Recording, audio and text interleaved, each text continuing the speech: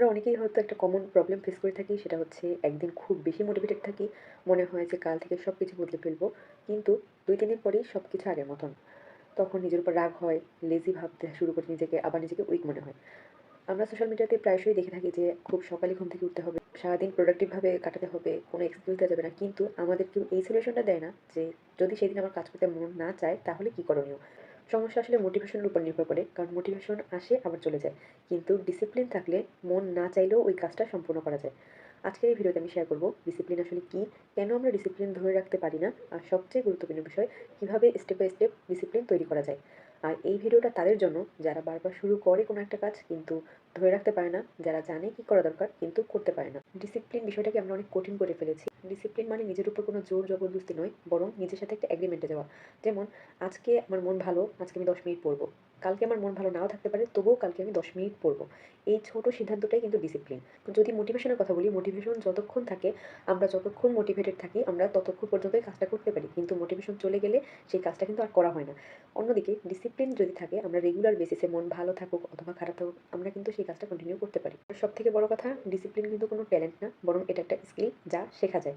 এখন প্রশ্ন হচ্ছে, কেন আমরা বারবার ডিসিপ্লিন ফেল করি? ডিসিপ্লিন যদি এতই ভালো হয়, তাহলে কেন আমরা ধরে রাখতে পারি না? এর কিছু কারণ আমি উল্লেখ করছি।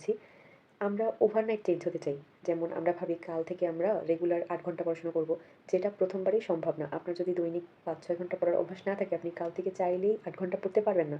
তো এই পড়াগুলোকে অল্প, অল্প করে রেগুলার বেসিসে অভ্যাস করতে হবে। ছোট, ছোট পরিবর্তনের মাধ্যমেই কিন্তু ডিসিপ্লিন তৈরি হবে। দ্বিতীয়ত, আমরা একদিন মিস করলেই হাল ছেড়ে দিই। যেমন আজকে পড়া হলো না, আমরা কালকেও পড়ছি না।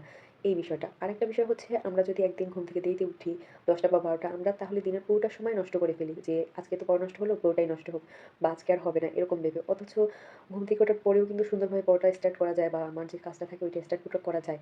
তৃতীয়ত, আমরা নিজেদের সাথে খুব বেশি কঠোর হয়ে যাই। যেমন কোনো একটা কাজ যদি আমাদের মন মতো না হয় বা আমরা যদি প্রপারলি করতে না পারি, টাইম অনুযায়ী করতে না পারি, টাইম মেইনটেইন করে করতে না পারি, তখন আমরা নিজেকে ইউজলেস ভাবি, লেজি ভাবি, যেটা খুবই রং। এখন কথা হচ্ছে ডিসিপ্লিন কিভাবে তৈরি হয়? ডিসিপ্লিন তৈরি হয় আসলে ছোট, ছোট কাজ দিয়ে। যেমন ওই যে আমি যদি ভাবি প্রতিদিন আমি ৮ ঘন্টা পড়বো, অথচ আমার বিগত দিনগুলোতে আমি ৫-৬ ঘন্টা করে পড়িনি, ইভেন ৩০ মিনিট করেও পড়িনি, তাহলে আমি একবারেই ৮ ঘন্টা করে পড়তে পারব না। কিন্তু ধরো কেউ একজন একদমই পড়ার মধ্যে নেই অনেকদিন ধরে, তাহলে সে যদি গোল সেট করে এভাবে যে আমি প্রতিদিন ০.৫ ঘন্টা করে পড়বো বা ১ ঘন্টা করে পড়বো, তাহলে সেটা পসিবল। তার মানে একদম ছোট থেকে শুরু করতে হবে এবং নিয়মিত করতে হবে। এবারে কথা বলব ডিসিপ্লিন কিভাবে স্টেপ বাই স্টেপ তৈরি করা যায়। নাম্বার 1, একসাথে একটা হ্যাবিটেরই প্র্যাকটিস করা উচিত। যেমন আগামীকাল থেকে আমি এক্সারসাইজ করব, ডায়েট করব, পড়াশোনা করব। এই সব কিছু একসাথে করা সম্ভব না, বা একসাথে করতে গেলেও সেটা সবাই কন্টিনিউ করতে পারে না। তাই যেকোনো একটা হ্যাবিট করা উচিত। যেমন আগামীকাল থেকে আমি ১০ মিনিট করে সেলফ হেল্প বুক পড়ব, অথবা আগামীকাল থেকে আমি যতটা পারি খাবার মেইনটেইন করব, অথবা ১০ মিনিট এক্সারসাইজ করব। এরকম ছোট, ছোট হ্যাবিট করতে হবে। একসাথে সব হ্যাবিটের প্র্যাকটিস করা উচিত না। তাহলে ডিসিপ্লিনটা আসলে অনেকেই লং টার্মে কন্টিনিউ করতে পারে না। অথবা আমরা মাস হিসেবে ভাগ করে নিতে পারি। যেমন এই ফেব্রুয়ারি মাসে আমি এক্সারসাইজ করব। এরপর মার্চ থেকে আমি আরও একটা নতুন হ্যাবিট, যেমন সেলফ হেল্প বুক পড়া, এই জিনিসটা আমি অভ্যাস করব। এইরকমভাবে বাড়ানো উচিত এবং এরকমভাবে অভ্যাস করা উচিত। তাহলে অনেকের জন্যই বিষয়টা ইজি হয়ে যায় এবং লং টার্মে কন্টিনিউ করা পসিবল হয়। নাম্বার 2, হ্যাবিটকে খুব সহজ করা উচিত।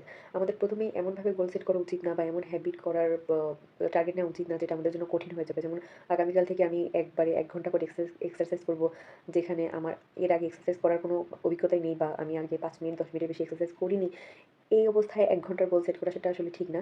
যেমন আমার যদি এক্সারসাইজ একদম নতুন হয়ে থাকে, তাহলে আমি ৫ মিনিট অথবা ১০ মিনিট থেকে শুরু করতে পারি। অথবা যদি হালকা পাতলা আমার এক্সারসাইজ করার অভিজ্ঞতা থেকে থাকে বা আমি করে আসছি, এরকম অবস্থায় থাকলে ০.৫ ঘন্টা বা ২০ মিনিটের জন্য আমরা সেট করতে পারি। এরকমভাবে সহজভাবে ডিসিপ্লিন তৈরি করতে হবে। নাম্বার ৩, খুবই প্র্যাকটিক্যাল ওয়েতে গোল সেট করা, নির্দিষ্ট সময় এবং জায়গা সেট করা। যেমন আমি আগামীকাল পড়তে বসবো। এই পড়তে বসবো, আমি কতক্ষণ পড়বো, কয়টা থেকে পড়বো, কোথায় বসে পড়বো, এই সব কিছু আগে থেকে সেট করা উচিত। তাহলে ওই অ্যাকশনটা নিতে খুব সুবিধা হয়। যেমন আগামীকাল রাত্র ৯টায় আমি ০.৫ ঘন্টার জন্য পড়বো আমার টেবিলে বসে, আমার নিজের রুমে আমার টেবিলে বসে পড়বো। এরকমভাবে সেট করা উচিত যেন আমি কি করতে হবে ওই সময় আমার ভাবতে, ভাবতে আরও সময় চলে না যায়। ৪ নাম্বার হচ্ছে মুড ইগনোর করা। আজকে ভালো লাগছে আমি কাজ করছি, কালকে ভালো লাগছে না আমি কাজ করছি না। এটা কখনোই করা যাবে না। নাম্বার ৫ হচ্ছে, একদিন যদি মিস হয়েও থাকে তাও রেগুলারিটি মেইনটেইন করতে হবে। আমার আজকে একদিন পড়াশোনা মিস হয়ে গেল অথবা এক্সারসাইজ করা হলো না, তাই বলে যে আমি আগামীকালকেও করব না বা তারপরেও করব না, এটা উচিত না একদমই। আজকে মিস হয়েছে বা আজকে ১ ঘন্টা আমি পড়তে পারিনি, লেটে উঠেছি, এটা ভেবে বাকি পরের সময়টা আমার নষ্ট করা একদমই উচিত না। এক আমরা কেউই পারফেক্ট না। আমি কথা বলছি, আমি যে সব বেলায় পারফেক্টভাবে এগুলো সবকিছু মেইনটেইন করতে পারি সেটা এমনটা না।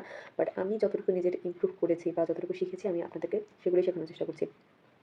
শেখানো না ঠিক আপনাদের সাথে শেয়ার করার চেষ্টা করছি। আপনারা যদি ইফতারে একটু উপকৃত হন আমার ভালো লাগবে। সবথেকে বড় কথা ডিসিপ্লিনকে খুব বেশি কমপ্লিকেটেড করা যাবে না। এই জিনিসটা আপনি আপনার নিজের জন্য যতটা সহজ করবেন আপনার এই ডিসিপ্লিন মেইনটেইন করা ততটা ভালো হবে বা রেগুলারিটি মেইনটেইন করা ততটাই ইজিয়ার হবে।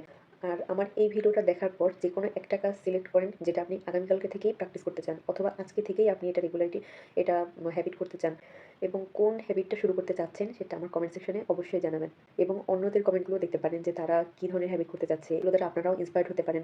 যেমন কারো একটা বই পড়ার অভ্যাস করতে চাচ্ছে, মর্নিং ওয়াকের অভ্যাস করতে চাচ্ছে। এই বিষয়গুলো দ্বারা আপনারা অন্যরাও অনুপ্রাণিত হতে পারেন। তাই আপনারা কমেন্ট সেকশনে জানাতে পারেন এবং পরবর্তীতে এই ধরনের আরও ভিডিও পেতে আমার চ্যানেলের সাথেই থাকতে পারেন। ধন্যবাদ।